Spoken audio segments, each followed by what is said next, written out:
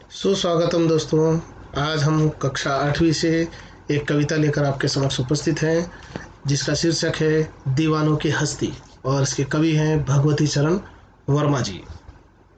पहले हम कवि का परिचय देख लेते हैं। भगवती चरण वर्मा जी का जन्म 30 अगस्त 1903 में सफ़ीपुर, उन्नाव, उत्तर प्रदेश में हुआ था। इन्होंने विविध विधाओं में लेखन किया है। उपन्यास, कहानी, कविता, नाटक और निबंध प्रमुख रूप से इन्होंने लिखे हैं। उपन्यास जो इनके प्रसिद्ध उपन्यास हैं वो इस प्रकार से हैं: अपने खिलौने, पतन, 3 वर्ष, चित्रलेखा, भूले बिसरे चित्र, टेढ़े मेढ़े रास्ते, सीधी सच्ची बातें, सामर्थ्य और सीमा रेखा, वह फिर नहीं आई, सभी नचावत, राम गोसाई, प्रश्न और मरीचिका। कहानी संग्रह जो प्रकाशित हुए उनके इस प्रकार से हैं: मोर्चाबंदी, राख और चिंगारी, इंस्टॉलमेंट, संस्मरण, अतीत के गर्त से, नाटक, रुपया तुम्हें खा गया, आलोचना, साहित्य के सिद्धांत तथा रूप, सम्मान, साहित्य अकादमी पुरस्कार और पद्म भूषण सम्मान से इन्हें सम्मानित किया गया। इनका निधन 5 अक्टूबर 1981 में हुआ है। चलिए पहले हम कविता देख लेते हैं। कविता का शीर्षक है दीवानों की हस्ती।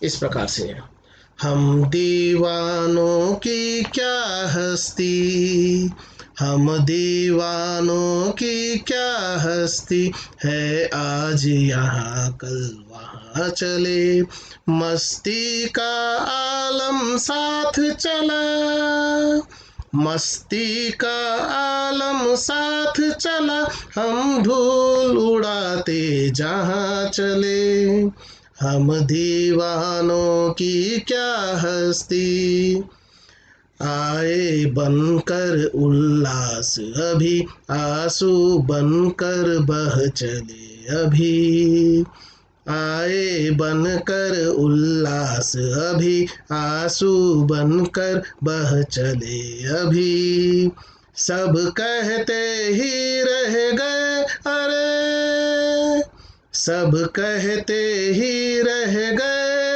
अरे, तुम कैसे आए कहाँ चले, हम दीवानों की क्या हस्ती, किस ओर चले यह मत पूछो, चलना है बस इसलिए चले, किस ओर चले यह मत पूछो, चलना है बस इसलिए चले, जग से उसका कुछ लिए चले, जग से उसका कुछ लिए चले, जग को अपना कुछ दिए चले, हम दीवानों की क्या हस्ती,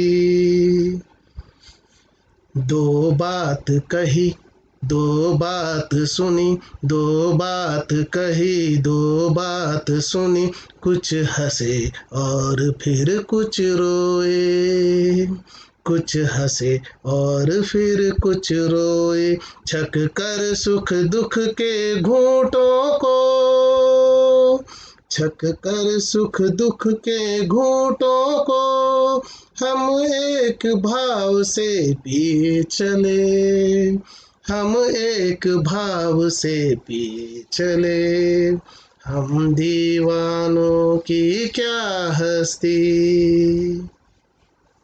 हम भिख मंगों की दुनिया में स्वच्छंद लुटा कर प्यार चले, हम भिख मंगों की दुनिया में स्वच्छंद लुटा कर प्यार चले, हम एक निशानी सी उर पर, हम एक निशानी सी उर पर ले असफलता का भार चले, हम दीवानों की क्या हस्ती, अब अपना और पराया क्या, आबाद रहे रुकने वाले, अब अपना और पराया क्या, आबाद रहे रुकने वाले, हम स्वयं बंधे थे और स्वयं,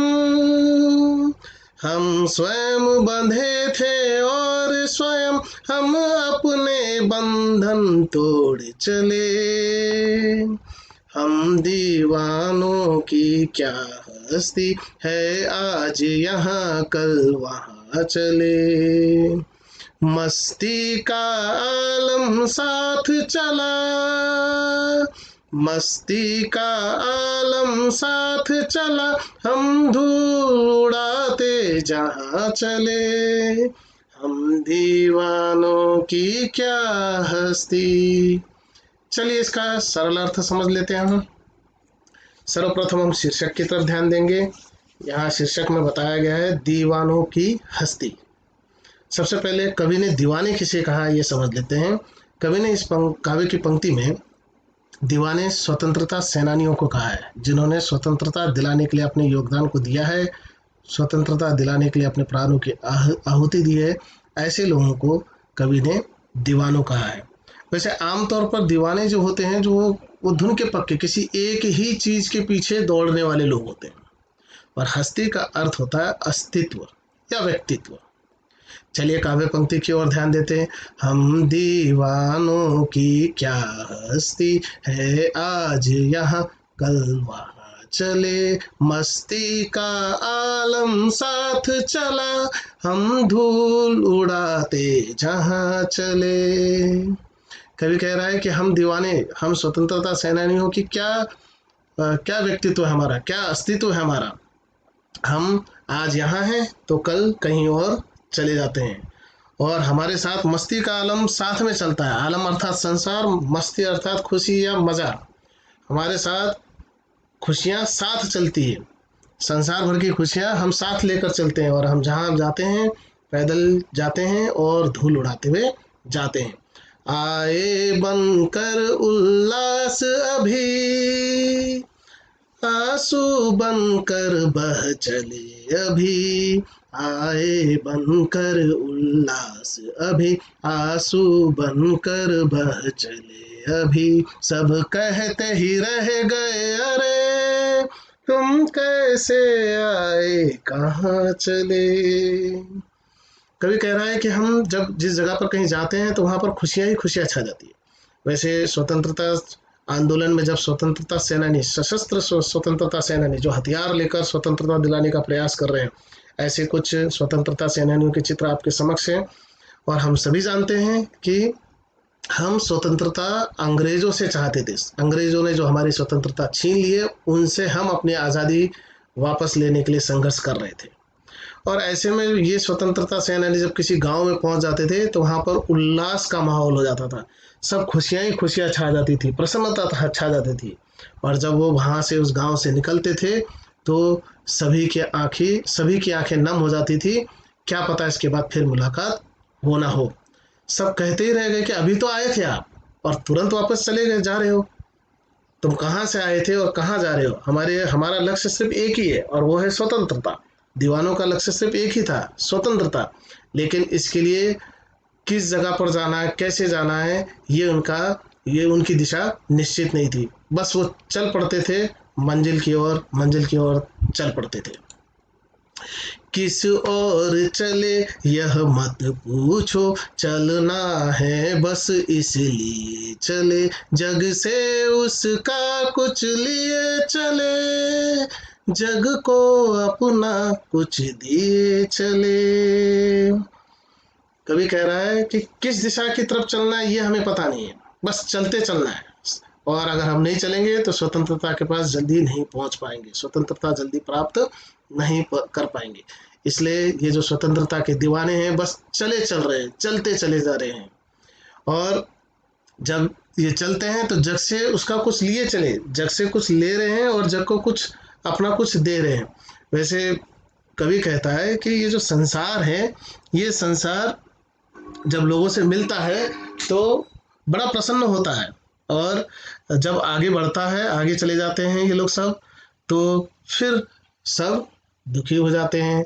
जग से कुछ लेते हैं ये लोग, अब क्या लेते हैं तो रिश्तेदारों को मिलते हैं और उनसे मिलकर अपने विचारों को रखते हैं उनके सामने, और फिर आगे बढ़ जाते हैं। दो बात कही दो बात सुनी, दो बात कही दो बात सुनी, कुछ हंसे और फिर कुछ रोए, छक कर सुख दुख के घूंटों को हम एक भाव से पिए चले।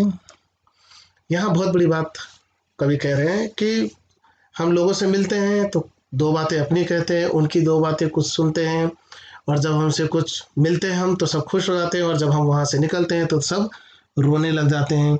हम अपने दुखों को और सुखों को आपस में बांट लेते हैं, और हमारे लिए सुख और दुख दोनों एक समान है। जी भरकर हम, छक्कर अर्थात जी भरकर हम सुख और दुख का लुत्फ उठाते हैं। सुख और दुख हमारे लिए एक समान है, ना हमें दुख मिलने से कुछ होता है, ना हमें सुख मिलने से कुछ होता है। हमारा लक्ष्य सिर्फ एक ही है, स्वाधीनता या स्वतंत्रता की प्राप्ति, और हम उसके लिए लगातार प्रयास करते रहते हैं, और ऐसे में सुख और दुख को एक समान मान लेते हैं, एक ही भाव से उनको पीते हैं। हम भिख मंगों की दुनिया में स्वच्छंद लुटा कर प्यार चले, हम एक निशानी उर पर, हम एक निशानी सी उर पर ले असफलता का भार चले। कवि कह रहा है कि ये जो संसार है ये भिखमंगों के समान है, भिखारियों के समान है। अब कवि ऐसा क्यों कह रहा है? कवि इसलिए ऐसा कह रहा है कि ये संसार में सभी लोग सिर्फ लेना ही लेना जानते हैं, देना कोई नहीं जानता है, और ऐसे संसार में हम स्वच्छंद होकर, आज़ाद होकर प्यार लुटाते चलते हैं। हम एक निशानी अपने सीने पर लेकर जी रहे हैं, और वो निशानी है कि हम अभी तक भारत को स्वतंत्रता नहीं दिला पाए। तो ये जो असफलता का भार है इनके उर में, अर्थात सीने पर, हृदय पर उसका एक भार है, एक निशान उनके सीने पर है कि अभी तक वो भारत को स्वतंत्रता नहीं दिला पाए हैं। अब अपना और पराया क्या, आबाद रहे रुकने वाले, हम स्वयं बंधे थे और स्वयं हम अपने बंधन तोड़ चले।